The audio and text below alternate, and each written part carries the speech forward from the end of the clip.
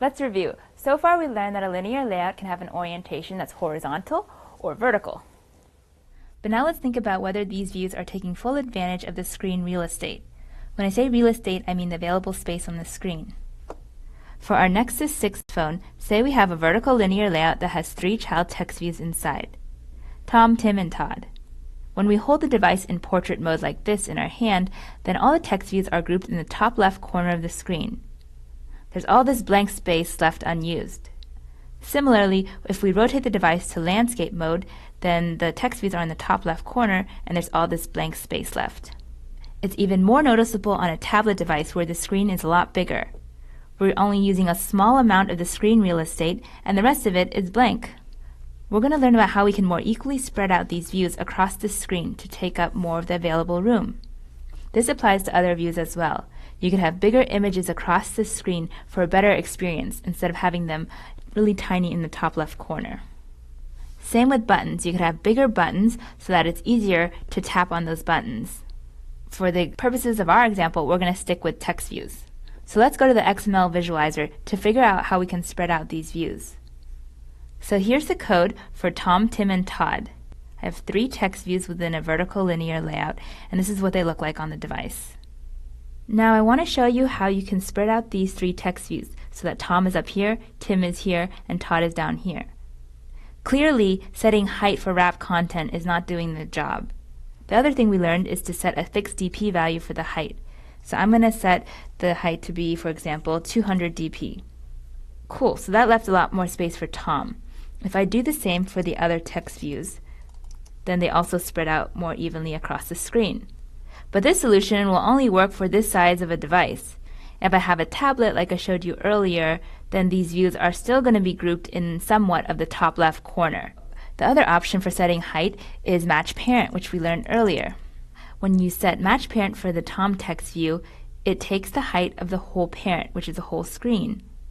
That pushes the other text views off the screen so you can't even see them. So let's not do that.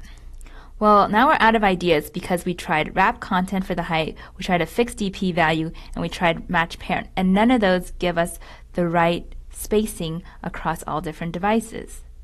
Let's Google search for a potential solution to this problem. We're using a linear layout view group and we want to equally space out the children views, so let's search for that. Okay, so there's a bunch of search results, but let's click on this first one. This is a link to the Stack Overflow site. It's a Q&A site where you can post questions and get answers from other Android developers. I use it all the time when I'm stuck and I need help on a problem. Oftentimes, other people have already asked a question that I'm having. So this question here is about how to evenly distribute buttons across the width of a linear layout. This is similar to what we're looking for, except instead of buttons, we're working with text views. And instead of the width of the linear layout, we're trying to spread it across the height of the linear layout. We can read through the question, or we can skim it. Usually I just skim for the answer.